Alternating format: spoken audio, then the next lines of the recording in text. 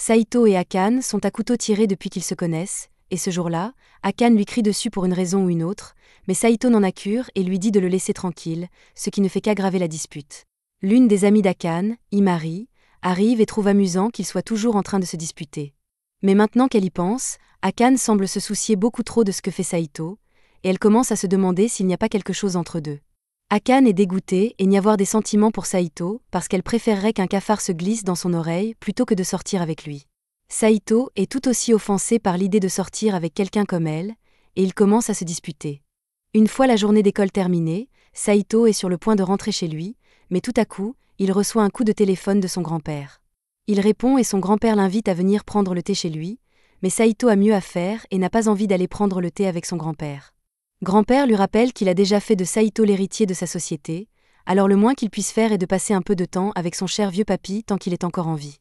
Mais même si Saito n'en a toujours pas envie, grand-père s'y connaît en matière d'enlèvement d'enfants. Il fait donc venir une limousine et quelques-uns de ses gardes armés à côté de Saito. Saito envisage brièvement de s'enfuir en courant, mais il se rend compte que son grand-père est assez fou pour lui tirer dessus et l'envoyer à l'hôpital, alors il décide d'obtempérer. Il monte dans la limousine, et pendant que les gardes le conduisent, il demande où on l'emmène. Les gardes s'excusent parce qu'ils savent que leur patron est déraisonnable, et ils lui disent qu'ils ont reçu l'ordre d'emmener Saito dans une villa, mais qu'ils ne savent pas ce que le grand-père de Saito a prévu. Le grand-père de Saito, Tenryu Uju, a sauvé le groupe Uju du bord de l'effondrement, et sous sa direction, le groupe Ojo est devenu une entreprise mondiale de haute technologie. Il n'est donc pas exagéré de dire qu'il est l'une des personnes les plus riches et les plus puissantes du monde. C'est peut-être difficile à croire, mais le grand-père de Saito se soucie plus que tout de son petit-fils, alors que le père de Saito, lui, semble se soucier beaucoup plus du lait. Finalement, ils arrivent à la maison, alors Saito s'assoit dehors et attend que son grand-père se montre, mais pendant qu'il attend, Akane arrive à l'improviste, et la première chose qu'elle fait est de lui crier dessus. Elle demande à Saito ce qu'il fait ici, et il lui explique que son grand-père lui a demandé de venir, et qu'en fait, la grand-mère d'Akane l'a également invité à venir prendre le thé. La situation est étrange et aucun des deux ne sait ce qui se passe, mais ils ne se supportent toujours pas et finissent par se chamailler comme d'habitude. C'est alors que le grand-père de Saito et la grand-mère d'Akane arrivent, et ils ont quelque chose d'important à dire aux deux enfants, alors tout le monde se rend à l'intérieur. Un festin a été préparé car les deux grands-parents veulent faire la fête, mais Saito n'a aucune idée de ce qu'ils sont censés célébrer ici. Il remarque également qu'Akane n'a pas touché à sa nourriture et lui demande si elle va bien. Son inquiétude est accueillie par un rôti, car Akane dit que son visage hideux lui a fait perdre l'appétit. Ils recommencent à se disputer, et les deux grands-parents trouvent cela très amusant, car cela leur rappelle la façon dont ils agissaient lorsqu'ils étaient au lycée. Saito commence à en avoir marre, il leur demande donc de quoi ils veulent parler, et les deux répondent en disant que Saito et Akane vont se marier. Saito et Akane sont incrédules et pensent qu'ils ont mal entendu leurs grands-parents car il est impossible qu'ils leur aient dit de se marier, d'autant plus qu'ils sont encore au lycée, mais leurs grands-parents sont tout à fait sérieux. Tenryu et Chiyo se connaissent depuis qu'ils sont enfants et étaient même amoureux à l'époque, mais à cause de petites disputes, ils ont fini par s'éloigner l'un de l'autre. Tenryu et Chiyo ont fini par épouser d'autres personnes, mais après une vie séparée, leurs deux partenaires font moins d'1,90 m. Ils ont donc décidé de reprendre contact et, depuis, Tenryu fait sauter la grand-mère de Chiyo tous les soirs. Le fait est que, même s'ils sont heureux dans leur vie actuelle, ils ne peuvent s'empêcher de se demander ce qui aurait pu se passer s'ils étaient restés en couple quand ils étaient enfants. Et quel meilleur moyen de revivre leur jeunesse que d'entraîner leurs petits-enfants dans cette histoire et de les forcer à se marier? Chiyo s'attend même à ce qu'Akane lui fasse un compte-rendu détaillé de ce que les coups de feu dans le dos de Saito lui font ressentir plus tard. Akane s'y oppose car le mariage est censé être fait par amour, et non parce que deux personnes âgées veulent voir leurs petits-enfants s'ébattre. De plus, Saito fait remarquer qu'il est littéralement illégal de forcer des enfants à se marier, et que Tenryu ou Chiyo ne peuvent rien faire pour qu'ils acceptent le mariage. Tenryu s'attendait à cette réponse, c'est pourquoi il a préparé un chantage légal. Il fait signe d'ouvrir la porte et pose un ultimatum à Saito, soit il épouse Akane, soit le chien meurt. Saito s'en moque car ce n'est pas son chien, mais Tenryu menace alors d'inscrire Saito sur son testament et de le renier en tant qu'héritier. Il commence donc à penser qu'épouser Akane ne serait pas si mal, mais Akane y est toujours strictement opposée, car si elle doit se marier, elle ne veut le faire qu'avec quelqu'un qu'elle aime. À ce moment-là, Chiyo appelle Akane, qui se rend donc auprès de sa grand-mère. Chiyo chuchote quelque chose à l'oreille d'Akane, et ce qu'elle a dit doit être une menace sérieuse, car cela fait frissonner Akane. Maintenant que tout le chantage a été mis en place, Tenryu dit qu'il leur donne 3 jours pour décider s'ils se marieront ou non. Puis il s'envole pour que Tenryu puisse à nouveau faire exploser le dos de Chiyo. Une fois les grands-parents partis, Akane demande à Saito ce qu'ils vont faire, mais aucun des deux n'a pris de décision. Il demande donc à Akane quelle menace sa grand-mère a fait peser sur elle pour qu'il sache à quel point sa situation est grave. Akane se met sur la défensive et refuse de lui dire qu'il s'agit d'une affaire privée. Plus tard dans la nuit, Akane est allongée dans son lit et pense au fait qu'elle n'a jamais réussi à surpasser Saito, et ce qui l'énerve encore plus, c'est le fait qu'il la batte toujours sans même essayer. Elle décide d'appeler Himari pour lui demander des conseils sur ce qu'elle devrait faire, et après avoir expliqué la situation d'être forcée d'épouser quelqu'un qu'elle n'aime pas, hypothétiquement, bien sûr, Himari est surprise que des choses comme ça arrivent encore.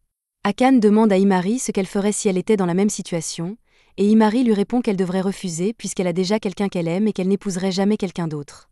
Akane est surprise d'apprendre qu'Himari a le béguin pour lui, car elle ne l'a jamais mentionné auparavant, mais c'est simplement parce qu'Akane n'a jamais posé la question. Akane demande des détails, mais Himari ne veut pas lui dire le nom du garçon pour l'instant puisqu'elle ne lui a pas encore avoué, bien qu'elle admette qu'il s'agit de quelqu'un de leur classe. Elles ont assez parlé de la vie amoureuse d'Himari pour une nuit, alors Himari change de sujet et demande à Akane si elle est amoureuse de quelqu'un. Akane n'a jamais eu le temps de tomber amoureuse de quelqu'un auparavant, et en ce moment, la seule émotion qu'elle ressent est une haine brûlante pour une certaine personne. Comme Akane n'a pas de béguin, Himari pense que ce serait bien qu'elle se marie comme le veulent ses grands-parents. Après tout, dans cette situation hypothétique, l'homme n'est pas un tueur en série. Ils pourraient simplement vivre ensemble et partager le loyer et les factures, ce qui permettrait à Akane d'économiser sur les frais de subsistance. Cependant, il est probable qu'elles doivent donner naissance à un héritier à un moment ou à un autre, et qu'elles doivent subir des piqûres de rappel sans arrêt pour y arriver, et Akane ne pense pas qu'elle puisse supporter cela. Pendant ce temps, chez lui, Saito fait une crise de panique parce qu'il a déjà assez de mal à gérer Akane à l'école, mais s'ils finissent par se marier, il ne pourra jamais échapper à son harcèlement constant. Shizai, la cousine de Saito, sent bien que quelque chose le tracasse, alors elle lui demande ce qui ne va pas, et Saito lui explique que leur grand-père menace de le renier s'il ne se plie pas à ses exigences. Cela ressemble vraiment à quelque chose que leur grand-père ferait, alors elle demande à Saito ce qu'il a l'intention de faire. Elle est tout à fait d'accord pour qu'il renonce à ses droits sur l'entreprise, si c'est ce qu'il veut, car même s'il devient un clochard, elle l'aimera toujours autant. Cependant, elle sait que Saito a de grands rêves et que s'il veut les réaliser, il devra avoir accès aux ressources du groupe Uju. Peu importe ce qu'il choisira de faire, elle lui promet qu'elle sera à ses côtés pour l'aider à chaque étape, et Saito est vraiment heureux de l'avoir à ses côtés. 3 jours plus tard, Saito et Akane rencontrent leurs grands-parents car ils ont pris leur décision et vont se marier.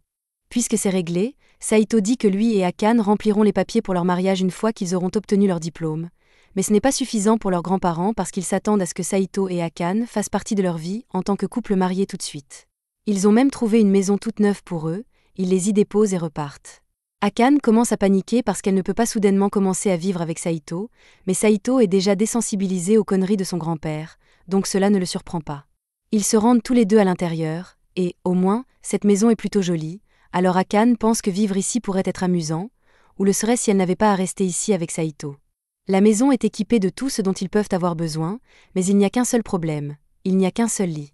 Ils appellent leurs grands-parents pour se plaindre du lit, mais ils l'ont intentionnellement installé de cette façon parce qu'ils veulent que Saito et Akane dorment ensemble. En fait, ils ont érigé en règle officielle le fait qu'Akane et Saito doivent dormir dans le même lit tous les soirs, et Chiyo souhaite bonne chance à Akane pour les coups qu'elle recevra inévitablement. Saito se rend compte que leurs grands-parents ont dû installer des caméras pour les surveiller la nuit, ce qui est tout à fait illégal, mais ils n'arrivent pas à savoir où ils les ont placées. Pendant que Saito se préoccupe des caméras, Akane s'inquiète de devoir dormir dans le même lit que lui. Elle lui demande nerveusement s'il a vraiment l'intention de le faire ce soir, mais Saito n'a aucune idée de ce dont elle parle. Alors Akane est gênée et commence à crier parce qu'elle pense qu'il va l'étouffer toute la nuit jusqu'à ce qu'elle ne puisse plus marcher.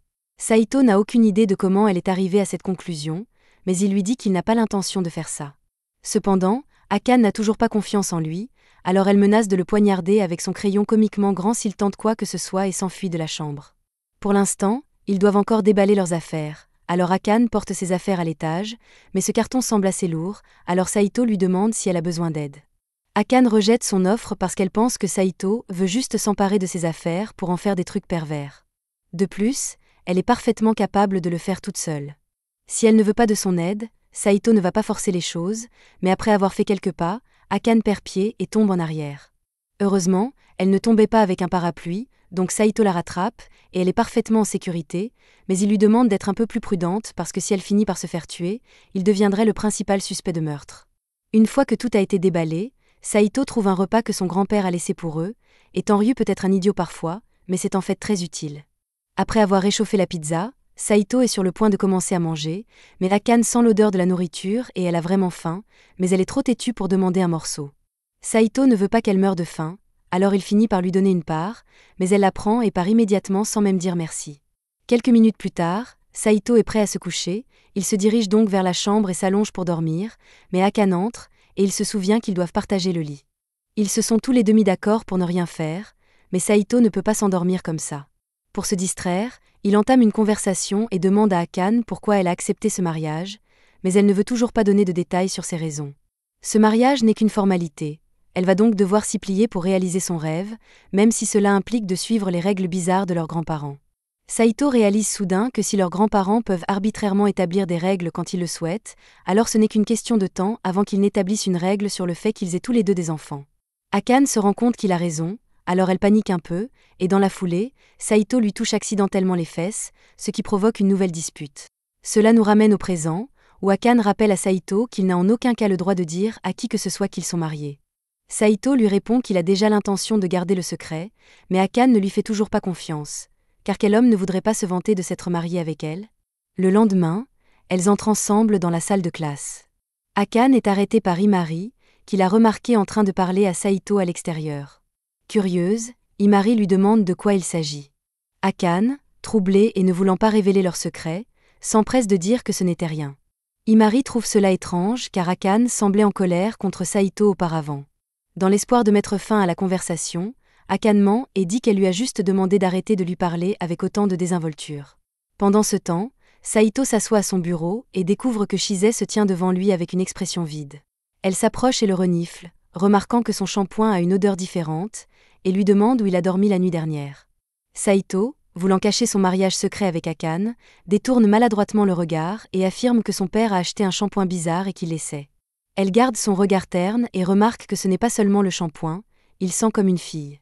Sans un mot de plus, elle se penche sur lui et lui mord doucement le cou. Puis, comme si elle concluait un mystère, elle déclare « Vous devez être mariés ». Les yeux de Saito s'écarquillent sous le choc. Avant qu'il ne puisse répondre, Shizai révèle qu'elle a remarqué un comportement étrange de la part de leur grand-père et de son entreprise, et qu'elle a donc enquêté. Elle a même découvert leur nouvelle maison. Alors qu'elle s'apprête à dire qu'il a épousé Akane, Saito lui couvre la bouche et la fait sortir précipitamment de la salle de classe, l'emmenant sur une seule volée de marche. Haletant, il se rend compte qu'il doit commencer à faire du sport. Shio sourit et lui dit qu'elle n'a aucune raison de garder son secret puisqu'il ne l'a jamais informée de son mariage. Cependant, elle lui propose de garder le silence à une condition. Après réflexion, elle fixe son prix, sa vie sera désormais entre ses mains. Quelques heures plus tard, Saito s'affaisse à son bureau, épuisé par un cours d'éducation physique intense. Alors qu'il commence à se détendre, Akane et Imari s'approchent de lui. Akane lui reproche d'avoir laissé le matériel d'éducation physique dehors au lieu de le ranger dans la réserve. Saito se défend, expliquant que la classe suivante utilisera l'équipement, et qu'il a donc pensé qu'il serait utile de le laisser dehors. Leur chamaillerie s'intensifie, attirant les regards amusés de leurs camarades de classe, qui se sont habitués à leur badinage et le trouvent divertissant. Plus tard dans l'après-midi, Saito est en train de lire lorsqu'il entend Akane crier depuis la cuisine. Il se précipite et la trouve devant le réfrigérateur ouvert. Elle demande pourquoi il est rempli de tant de canettes de jus de fruits. Saito explique calmement qu'il a acheté du jus de légumes concentré parce qu'il est riche en vitamines et qu'il les rendra plus sains. Akane lui jette un regard noir et s'insurge en disant que cela ne les rendra pas plus sains puisqu'il n'y a pas d'éléments nutritifs adéquats. Saito se prépare et ouvre le deuxième réfrigérateur pour révéler des étagères empilées de nouilles. Akane est horrifié et hurle à plein poumon. Saito, inconscient de sa détresse, rayonne de fierté, pensant qu'elle est impressionnée. Il lui explique avec assurance que sa réaction est justifiée car les nouilles sont l'aliment par excellence, bon marché, rapide et pratique. Akane regarde le sol, redoutant la conversation, et lui demande où il compte trouver ses protéines, mais Saito, toujours prêt, attrape une bouteille et son fidèle pot de protéines en poudre, déclarant fièrement que l'humanité a inventé les boissons protéinées pour cette raison précise. Il en mélange un avec un flair spectaculaire, ajoutant que le shake idéal équilibre le lactosérum et la caséine en parfaite harmonie. Il fait glisser la bouteille sur la table et lui propose d'y goûter. Elle le regarde avec une inquiétude croissante, lui demandant s'il a l'intention de survivre uniquement avec des nouilles et du jus de légumes. Saito acquiesce, insistant sur le fait que c'est le summum de la cuisine. Akane, exaspéré, rétorque que ce n'est pas du tout de la cuisine, juste une triste expérience scientifique. Il essaie à plusieurs reprises de la convaincre de boire le milkshake, mais elle refuse obstinément, le qualifiant de dégoûtant. Son expression se transforme en une profonde inquiétude lorsqu'elle réalise que son régime pourrait le tuer, et que s'il meurt, leur mariage s'arrête avec lui. Déterminée à intervenir, Akane déclare qu'elle va lui montrer ce qu'est la vraie cuisine. Saito la rejette en disant qu'il se contente de sa boisson protéinée, mais elle lui coupe la parole et lui ordonne de regarder. Elle enfile rapidement un tablier de cuisine et se met au travail. Tout en se déplaçant dans la cuisine, elle jette un coup d'œil à Saito, assis à la table, avec une expression vide, presque semblable à celle d'un chiot. Elle se dit qu'il va être époustouflé par la qualité de ses plats. Lorsqu'elle place enfin la nourriture devant lui et s'assoit à l'autre bout de la table, elle attend impatiemment sa réaction. Saito prend ses baguettes et vérifie prudemment que le plat ne contient pas de pièges cachés, comme des clous ou des explosifs, et n'en trouve pas. Ses yeux s'écarquillent légèrement lorsque les souvenirs des repas de son enfance lui reviennent en mémoire, et un léger sourire apparaît sur son visage. Akane, toujours en train de regarder, lui demande ce qu'il en pense. À sa grande surprise, il lui répond que ce n'est qu'un simple repas préparé à la maison, mais que pour lui, cela représente tout. Vexée, elle lui arrache l'assiette, déclarant que si ce n'est pas assez bon, elle le donnera à manger au chien. Saito tente de la reprendre, protestant qu'il n'a jamais dit que c'était mauvais. Akane, toujours en colère, lui rétorque qu'il n'a pas dit que c'était bon non plus, la laissant fulminer, ils se disputent l'assiette. Saito prend l'assiette et commence à manger pendant qu'Akane essaie de l'arrêter. Une fois qu'il a fini, il pose l'assiette sur la table, frappe ses mains dans une prière rapide, et se penche en arrière, satisfait de son estomac plein. Le lendemain matin, Akane tente de réveiller Saito pour l'école, mais il dort profondément, rêvant d'un câlin au lit avec son cousin Shizai. Toujours pris dans son rêve, il attire Akane dans son lit, la prenant pour Shizai. Au bout de quelques instants, elle se réveille et lui crie de se lever. Ils sortent tous les deux du lit et Saito s'excuse en disant qu'il n'avait pas réalisé qu'elle était venue le réveiller pour aller à l'école. Akane, cependant, lui dit qu'elle ne l'a pas réveillé pour l'école, mais pour le gronder d'avoir laissé la vaisselle non lavée puisqu'elle a préparé le dîner la veille. Elle insiste sur le fait qu'il est juste qu'il fasse le ménage. Saito répond avec désinvolture, disant qu'elle devrait utiliser les ustensiles propres pour l'instant et qu'il fera la vaisselle plus tard quand elle s'accumulera. Akane enrage et lui crie de faire la vaisselle immédiatement. Saito l'ignore, expliquant qu'il a l'habitude de faire le ménage une fois par mois et qu'il ne voit pas où est le problème. Akane est horrifié d'entendre cela, son cœur battant la chamade à l'idée que quelqu'un ne fasse le ménage qu'une fois par mois. Saito, remarquant sa réaction, lui dit de ne pas être si opposé à l'idée de vivre avec des déchets, affirmant que les humains peuvent coexister pacifiquement avec eux. Akane réplique en hurlant qu'elle ne veut pas vivre avec les ordures, qu'elle veut une vie correcte, propre et belle. Il est clair qu'ils sont complètement opposés. Saito ne se soucie guère de la propreté et se demande même pourquoi les gens prennent des bains si souvent, tandis qu'Akane est presque en larmes, incapable de croire qu'elle partage un toit avec quelqu'un comme lui. Plus tard dans la matinée, alors qu'ils se rendent à l'école, Saito suit Akane, se demandant comment ils vont pouvoir survivre à ce mariage aux valeurs si opposées. Ce soir-là, Saito est heureux de jouer au nouveau jeu vidéo de zombies qui vient de sortir. Il est complètement absorbé, faisant exploser des têtes de zombies à l'écran, quand Akane entre, se plaignant du bruit. Elle jette un coup d'œil à l'écran, se couvre immédiatement les yeux, dégoûtée par le gore, et lui demande d'arrêter de jouer.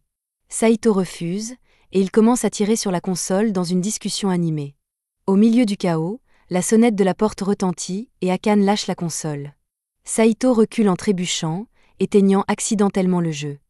Notre garçon se fige alors sous le choc en réalisant que ses 12 heures de jeu ont été effacées parce qu'il a oublié de cliquer sur le bouton de sauvegarde. Quelques heures plus tard, Saito enroule une serviette autour de sa taille et se dirige vers la salle de bain pour prendre un bain, car il ne peut plus supporter son horrible odeur. Alors qu'il entre dans la salle de bain, il se fige à nouveau. Akane est déjà là, les yeux fermés, entièrement nu et ignorant sa présence. Elle ne remarque même pas qu'il est entré, et Saito sort avec une expression embarrassée. Alors qu'il s'apprête à quitter la salle de bain, il se dit qu'il est étrange qu'elle ne l'ait pas remarqué. Il se demande si elle ne s'est pas évanouie. Il revient dans la salle de bain et la voit dans la même position, les yeux fermés. Elle respire, il suppose qu'elle dort. C'est alors qu'il se rend compte que c'est ainsi que les gens finissent par se noyer. Il l'appelle pour essayer de la réveiller. À sa grande surprise, elle se contente de murmurer un charabia. Décidant de ne pas insister, il se tourne pour partir, mais la tête de la jeune femme s'approche dangereusement de l'eau. Saito se précipite et tente de la sortir de la baignoire, mais il n'est pas assez fort et elle finit par tomber sur lui. Elle se repose un instant contre sa poitrine avant de se réveiller et de se rendre compte de la situation. Les larmes aux yeux, elle demande pourquoi elle est nue avec lui et l'accuse d'agression.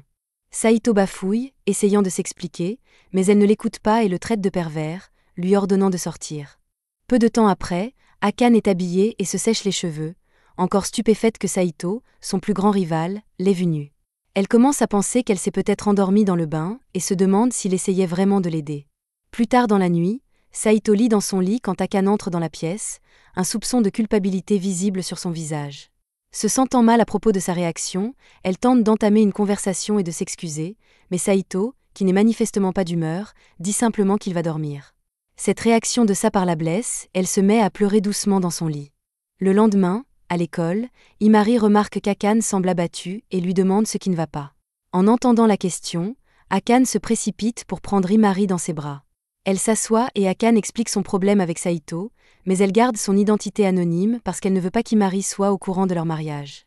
Imari réfléchit et suggère de faire un gros câlin à la personne, mais Akane rejette immédiatement cette idée. Imari lui conseille plutôt d'en parler avec la personne, lui rappelant que le respect est une voie à double sens. Il s'agit de les respecter aussi. Pendant ce temps, Saito déjeune dehors avec Shise et se défoule sur ses problèmes avec Akane. Shise suggère carrément qu'il divorce, mais Saito n'est pas d'accord, disant qu'il ne peut pas abandonner parce qu'il doit honorer la promesse qu'il a faite à son grand-père. Puisqu'il n'est pas question de divorcer, Shise lui conseille de se concentrer sur sa relation avec Akane. Elle se lève du banc et lui dit que ce n'est pas si difficile. Tout ce qu'il doit faire, c'est l'écouter, être sensible et apprendre à faire des compromis.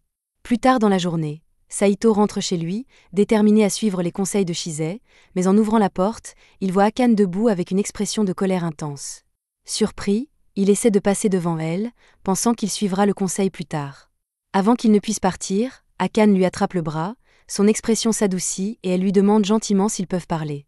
Saito pense qu'elle est sur le point d'évoquer le divorce, mais à sa grande surprise, elle veut discuter de la façon dont ils peuvent faire fonctionner leur mariage. Quelques instants plus tard, ils s'assoient l'un en face de l'autre avec des tasses de thé, convenant qu'ils doivent établir quelques règles de base s'ils veulent vivre ensemble. Saito commence par dire qu'il préfère laver ses vêtements et sa vaisselle seulement lorsqu'ils s'accumulent, mais Akane hausse légèrement le ton, disant qu'elle refuse de vivre un mode de vie aussi sale. Entendant cela, Saito accepte de faire sa lessive plus souvent, ce qui surprend Akane, qui ne s'attendait pas à ce qu'il soit aussi coopératif. Une fois cette question réglée, Saito demande à Akane de l'autoriser à toucher son corps, mais pas de la façon dont vous le pensez. Il veut juste qu'elle tolère que leur corps se heurte occasionnellement la nuit, précisant que c'est simplement parce que le lit est étroit. Akane accepte avec hésitation, le visage rougi, mais elle avertit qu'elle ne lui pardonnera pas s'il essaie de la toucher sous ses vêtements. Maintenant qu'ils ont abordé les bases, Saito suggère qu'ils prennent l'habitude de se remercier l'un l'autre pour les plus petites choses, pensant que cela les aidera à se rapprocher. Akane est d'accord, mais insiste pour qu'il complimente davantage sa cuisine. Elle lui rappelle qu'il a déjà qualifié sa cuisine de « normale », ce qu'elle ne considère pas comme un compliment. Saito, quant à lui, pense que l'appeler « normale » devrait suffire, mais il n'argumente pas davantage. Plus tard dans la nuit, Akane est au téléphone avec Imari, lui disant qu'ils ont fait quelques progrès dans leur relation. Elle remarque que Saito s'approche et met rapidement fin à l'appel. Lorsque Saito entre dans la chambre, il la voit allongée sur le lit, rougissant profondément, lui donnant maladroitement la permission de toucher son corps. Mais notre garçon décide de brouiller les pistes, comme d'habitude, et lui dit qu'il ne va pas le faire. Au fil du temps, les choses commencent à s'améliorer entre eux. Un jour, Saito surprend Akane avec un cadeau attentionné, montrant qu'il est prêt à faire des efforts pour leur relation. Ce soir-là, Akane prépare un dîner extravagant avec plusieurs plats délicieux. Cette fois, Saito complimente la nourriture, disant qu'elle est vraiment bonne. Akane rougit, le regarde dans les yeux et lui dit qu'elle est heureuse de l'entendre. Après le repas, Saito prend sur lui de faire la vaisselle, mais ne peut s'empêcher de penser à la façon dont Akane l'a regardé après son compliment. À ce moment-là, Akane le rejoint dans la cuisine et lui propose de l'aider à faire la vaisselle. Saito est choqué, car il n'a jamais pensé qu'elle était du genre à vouloir aider. Alors qu'elle fait la vaisselle à ses côtés, il commence à la voir sous un nouveau jour. Il se rend compte que, alors qu'il ne l'avait vue que de mauvaise humeur auparavant, elle est en fait très belle lorsqu'elle n'est pas en colère. Un soir, Saito est occupée à lire son livre préféré quand Akane l'interrompt. Elle lui dit qu'elle a loué un film qui a attiré son attention. Saito suppose qu'elle veut qu'il bouge, alors il commence à se lever, mais Akane l'arrête. Confus, il la fixe, incertain de ce qu'elle veut. D'un air timide et embarrassé, elle brandit la cassette du film « 24 heures non coupées d'images de chatons ». Elle lui dit qu'elle veut qu'ils la regardent ensemble. Saito est déconcerté et trouve cela complètement absurde, se demandant pourquoi quelqu'un voudrait regarder des chatons pendant 24 heures d'affilée. Heureusement, Akane trouve la version de 3 heures du film, et Saito suggère rapidement qu'il regarde cette version à la place. Il commence à regarder le film, et tandis qu'Akane en apprécie chaque seconde, Saito s'assoupit sur le canapé, s'ennuyant à mourir.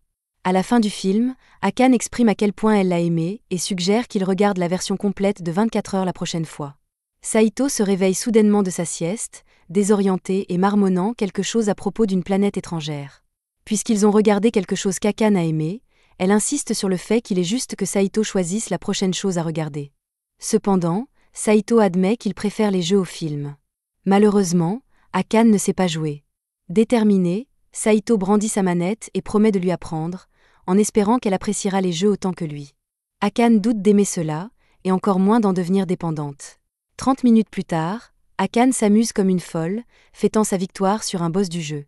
Elle applaudit bruyamment, et Saito la regarde avec un léger sourire, surpris de voir à quel point il s'amuse avec sa soi-disant ennemie jurée. Plus tard dans la nuit, alors qu'ils sont couchés, Saito se réveille et remarque qu'Akane n'est pas couverte par la couverture. Il l'ajuste et tire la couverture sur elle. À sa grande surprise, Akane est déjà réveillée. Elle le remercie pour le plaisir qu'ils ont eu ce jour-là. Face à face dans le lit, Saito lui dit qu'elle peut choisir le prochain jeu qu'ils achèteront et l'aider à choisir le prochain film qu'ils regarderont. Akane lui demande alors d'arrêter de s'adresser à elle sans utiliser son nom, ajoutant qu'elle préfère qu'il l'appelle Akane. Le lendemain à l'école, Akane aide Saito à ramasser une gomme qu'il a fait tomber. En levant la tête de son bureau, Saito la remercie et Akane rougit légèrement en réponse. Quelques instants plus tard, Imari s'approche d'Akane et lui demande si elle et Saito se sont disputés.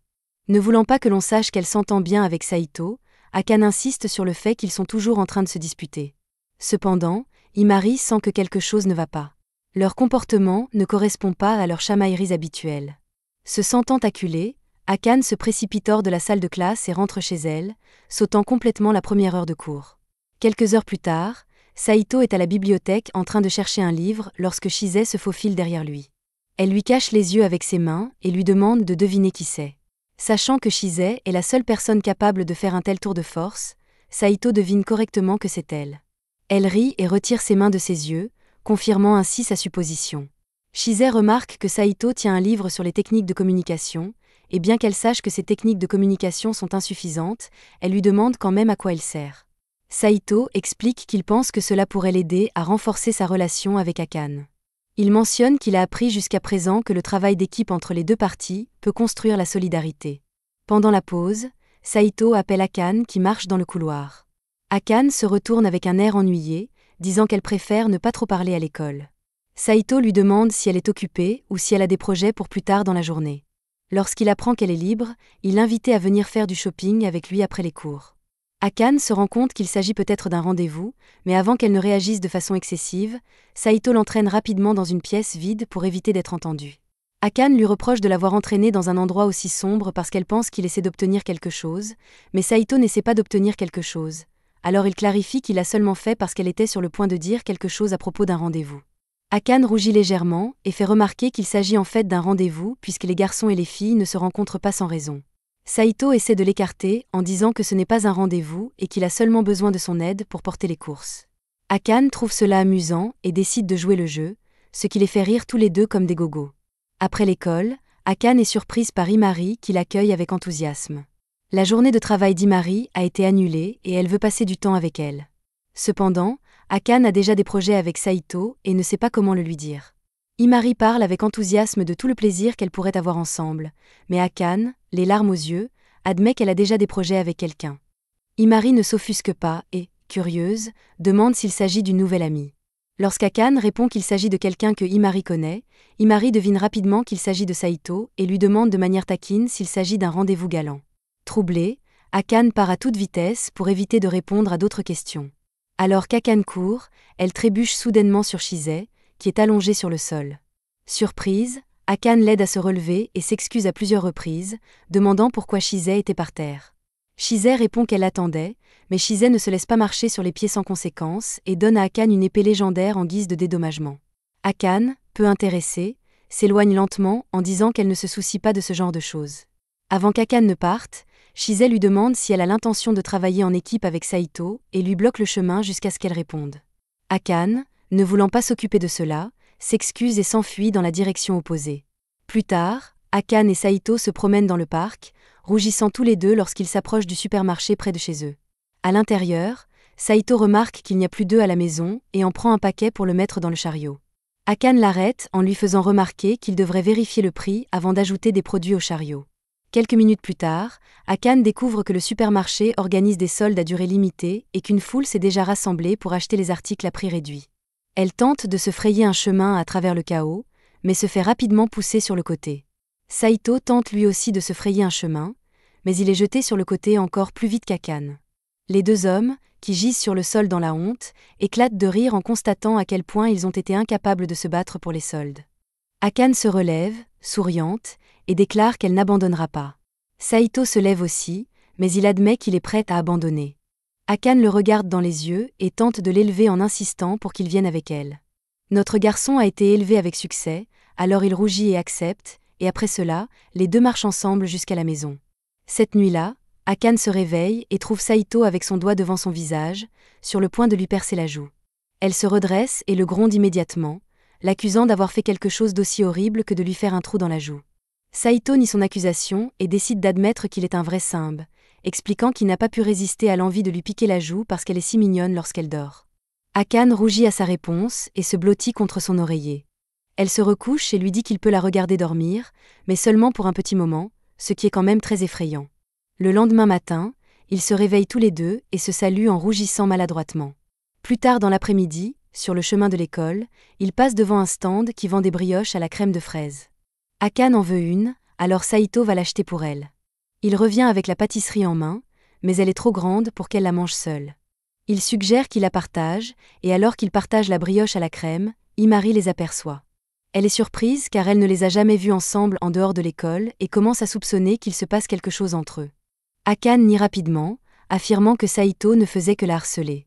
Cette nuit-là, Akane se couche tard pour réviser en vue d'un examen. Saito, quant à lui, ne voit pas l'intérêt d'étudier. Il se vante de ne jamais étudier et de se contenter de mémoriser tout ce qu'il a appris en classe, obtenant même une note parfaite au dernier examen. Akane prend cela pour une moquerie, lui jette son oreiller à la figure et lui demande de partir. Quelques minutes plus tard, Saito frappe à sa porte et lui tend un en-cas, pensant que cela l'aidera à se concentrer. Elle ouvre la porte et est ravie de voir un gâteau aux fraises. Elle le prend à l'intérieur, se demandant pourquoi il s'est donné la peine de le préparer pour elle. Elle décide d'en prendre une bouchée et est subjuguée par son goût délicieux. Remplie de joie, elle mange le gâteau, sachant que le sucre l'aidera à tenir toute la nuit. Saito prépare d'autres plats pour elle, qu'elle mange avec un sourire heureux. Le lendemain matin à l'école, Akane marche dans les couloirs lorsqu'elle s'effondre soudainement. Heureusement, Imari n'est pas loin et se précipite à ses côtés. Imari lui demande si elle va bien, et Akane la rassure en lui disant qu'elle va bien, qu'elle a juste un peu manqué de sommeil après avoir étudié toute la nuit. Imari lui conseille de ne pas se surmener et lui rappelle que sa santé est plus importante, mais Akane est plus concentrée sur l'obtention de la meilleure note de la classe. Imari la conseille à nouveau et lui fait remarquer qu'elle n'arrivera jamais à surpasser Saito. Malgré cela, Akane reste déterminée à surpasser Saito dans tous les domaines. Ce soir-là, Saito lui apporte son goûter et la trouve affalée sur son bureau. Supposant qu'elle s'est endormie, il s'approche mais remarque son expression inconfortable. Il comprend vite qu'elle ne se sent pas bien. Saito vérifie la température d'Akane et constate qu'elle est de 40 degrés Celsius, ce qui est inquiétant.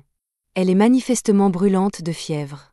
Akane se plaint d'être en sueur et mal à l'aise, alors Saito prend un chiffon mouillé et nettoie soigneusement les zones où elle transpire le plus.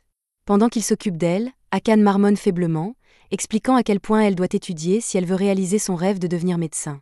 Elle explique que son but ultime est d'aider les gens à vivre longtemps et en bonne santé et d'être quelqu'un qui peut intervenir quand quelqu'un a besoin d'aide. La voix d'Akane devient plus calme lorsqu'elle explique comment ses parents peuvent se permettre de l'envoyer à l'école de médecine. Elle révèle que la seule raison pour laquelle elle a accepté d'épouser Saito était que sa grand-mère avait promis de financer ses études si elle l'épousait. En entendant cela, Saito éprouve un mélange de surprise et d'admiration.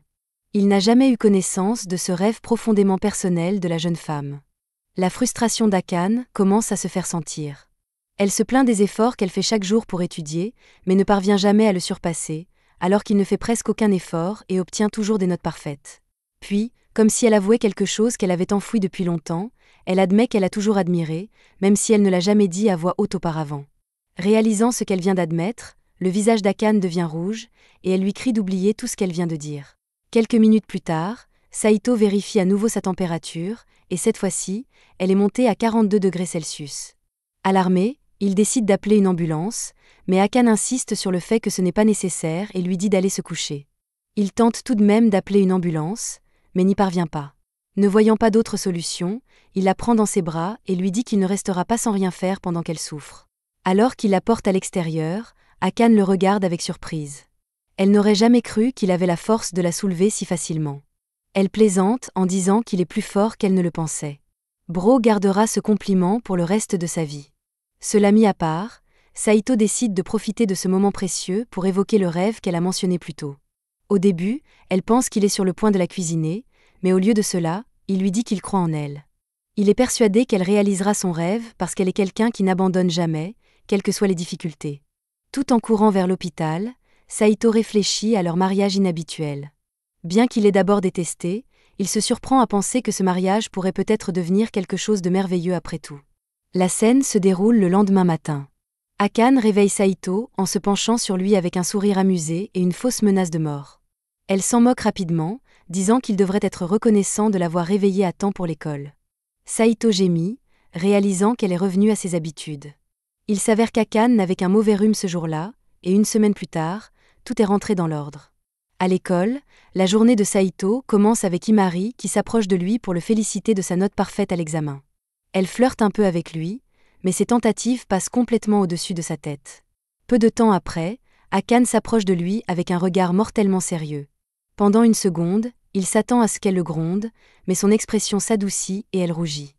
Elle lui rappelle qu'il a une femme et l'avertit de ne pas trop s'approcher des autres filles. Alors qu'elle se retourne et s'éloigne, Saito ne peut s'empêcher de sourire en la regardant. Il se dit qu'il a peut-être vraiment la femme la plus mignonne du monde. C'est la fin de l'épisode 3. Abonnez-vous pour ne pas manquer la prochaine partie.